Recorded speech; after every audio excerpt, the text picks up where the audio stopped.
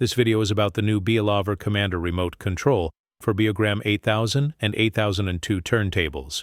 There are two versions that use either a paired Apple TV remote or a B&O Beo4 remote. The installation of the Commander does not affect the keypad functionality. These are the components. There is the Commander board and the infrared receiver.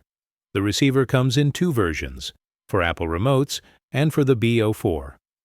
The Apple version of the Commander system comes with a paired Apple remote included. This shows the Commander board installed on the original keypad PCB.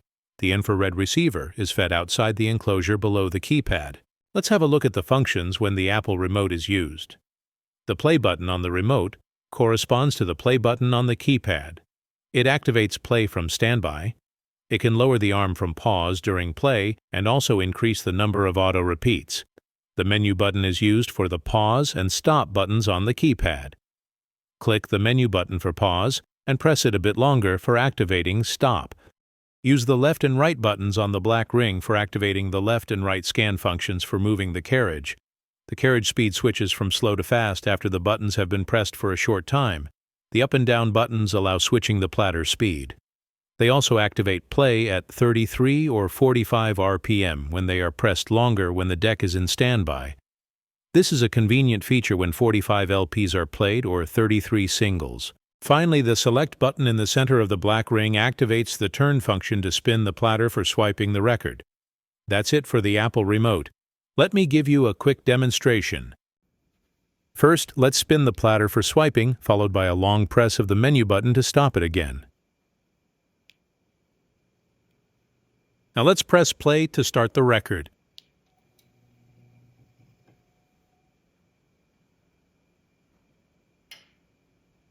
Let me demonstrate the left and right scanning functions for you. Whenever the buttons are pressed longer, the scanning speed increases. Whenever the desired location has been found, press the play button again to lower the arm. If you just want to pause play for a moment, click the menu button. Press it longer to activate the stop function to return the deck to standby. If you like to play 45 RPM LPs, you can simply long press the up button to activate play at a set 45 RPM. Press the button short during play, it just switches the RPM to 45.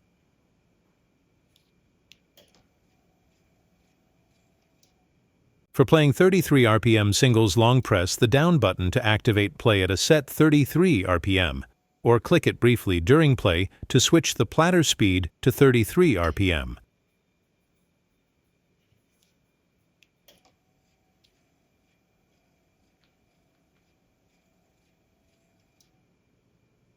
The activation of the auto-repeat function is possible with the remote. Press the play button during play for increasing the number of plays. The auto-repeat function is cancelled whenever stop is activated by long pressing the menu button. And that is it for the Apple remote. Let's see what the Beo4 version can do. But first, we need to get the Beo4 ready for communicating with the Commander. The Beo4 can control many B&O devices. This is done by selecting the device to control before interacting with it. This means the Beo4 needs to be set to phono before we can use it for controlling a Beogram. This is done by pressing the list button until phono shows up in the display. Once it shows, press the go button to confirm the selection. Note that many Beo4 remotes came factory preset without the phono selection under the list button. This is no reason for panic. There is a way to customize the selections present under the list button.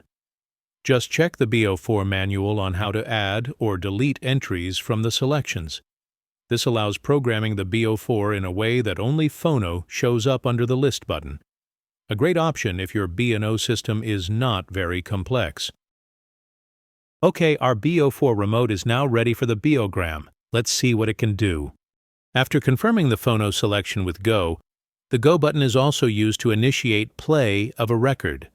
Note that due to some intricacies of the Beo4 remote internal programming, the Go button needs to be pressed twice for initiating play whenever the Beogram is turned on the first time, after plugging it in, or after initiating stop with the red dot button. After a normal auto return at the end of a record, a single click on Go will do the trick. Go is also used for lowering the arm after pausing the play of a record with the stop button. Slow left and right scanning functions are initiated by the left and right arrows on the black cross. The corresponding fast scanning functions are turned on with the green and yellow buttons. Another way to pause the play of a record is by pressing the up arrow on the black cross. The down button on the black cross is used to activate the turn function for sweeping records before play. The red and blue buttons control the RPM. Press the red button for 33 RPM and the blue for 45. When the deck is in standby, pressing these buttons longer allows activation of play at a set RPM for playing 45 RPM LPs and 33 RPM singles. Finally, the numerical buttons 1 through 9 enable direct activation of play with a preset number of auto repeats from standby. For example, pressing 5 will start record play with 5 repeats pre-programmed. Auto repeats are cancelled after initiating the stop function with the red dot button. Okay, let's do a quick demonstration of these functions. First, let's start playing the record by pressing the Go button twice. I had to press the button twice since the Beogram was turned off previously with the red dot button. Now I am activating the slow scan left function followed by fast scanning with the green button. Let's scan back right. First fast, then slow. Lower the arm with the Go button at the desired position. Pressing the up button on the black cross pauses record play. Using the blue and red buttons allows switching the RPM. Blue sets 45 and red 33. Press the Go button to resume playing the record. Let's go into standby mode with the red dot button for a demonstration of play with pre-selected auto repeats. Let's play this record with 5 auto repeats pre-programmed. All I need to do is pressing the number 5 button and you see it count up to 5 repeats in the display while it starts. It is easy to add more repeats if desired. Simply press the Go button repeatedly until the desired number has been reached. 2 more demos before I will discuss the installation of the Commander. Press the blue button long from standby and the play is initiated with a set 45 RPM for playing 45 LPs. 33 singles can be started directly by pressing the red button long from standby.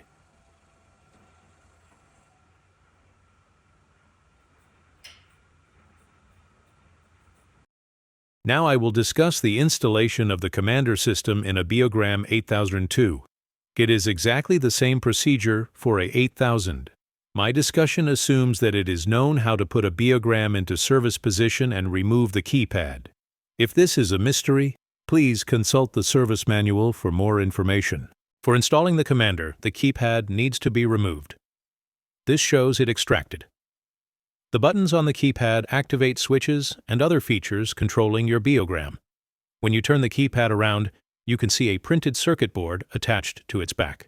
This PCB contains switches under each of the buttons except the left and right scan buttons. These 2 buttons move apertures in the black box on this board that control the amount of light from a light bulb impinging on photoresistors. Their resistance controls the speed of the carriage movement depending on how strongly the buttons are pressed. These control signals travel through P5 and P8 to the microcontroller and the carriage motor control circuit on the main board. The Commander remote control board is able to generate control signals mimicking the buttons and left and right scanning functions. In order to inject these signals into the Beogram circuitry, it connects in series with the keypad connections. This is achieved by moving the gray ribbon cable and the P8 header over to the corresponding solder points on the Commander board. The Commander board itself is soldered into the keypad PCB with its headers replacing the P8 header and the ribbon cable. This setup allows the Commander board issuing control signals to the Beogram while retaining full keypad functionality. The Commander board itself receives its instructions through its infrared receiver, which connects to this header on the board. I will now demonstrate the installation of the Commander board. The first step is the removal of the PCB. The PCB can slide out to the right, but it is secured by this round plastic feature that catches the matching orifice in the board. Sometimes there is a small screw bolted into the plastic feature, but often it is missing, like in this case. It does not seem important. The board can be slid towards the right once it can clear the plastic feature. The easiest way is to use a suitable flathead screwdriver to lift the PCB up that the orifice can clear the plastic feature, after which the board can be pushed to the right. Now the PCB can be lifted out. Make sure it really clears the plastic tabs. It is easy to break them off. Now the gray ribbon cable and the board header can be desoldered. This is best done with a desolder gun.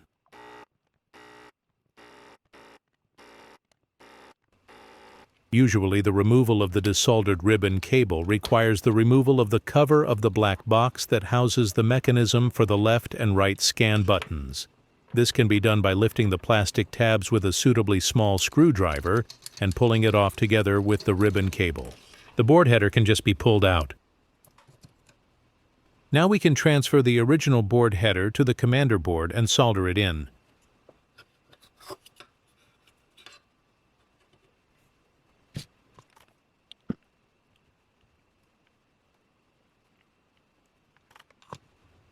The gray ribbon cable is soldered in next. Please make sure the polarized ribbon cable is soldered in with the right orientation. The missing pin needs to be on the right. It is good practice soldering the first and last pins first to make sure the cable is properly inserted. Now the Commander board can be soldered into the original solder points of the header and the ribbon cable. Again, it is best to solder the first and last points initially before doing the remaining ones. Once the board is in place, the black box cover can be pushed back in place. This completes the installation of the Commander board, and the keypad PCB can be reinserted. The final step is inserting the infrared receiver into the small vertical board header. Care should be taken that the plug is correctly oriented, matching the polarity of the header. It is easy to accidentally bend the small pins inside the board header.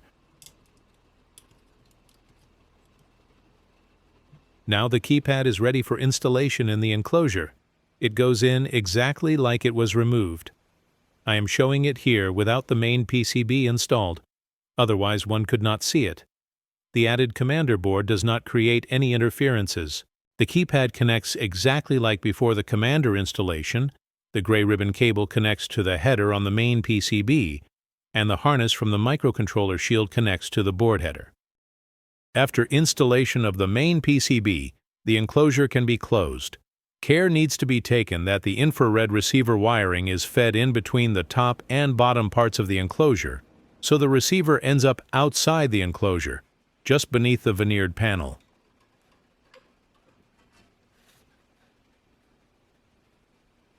This concludes my video about the Commander remote control for Beogram 8000 and Beogram 8002. I hope you enjoyed it. If you're interested in getting a Commander for your own Beogram, check it out at the Beolover's store at dkaudiolover.com. Thanks for watching.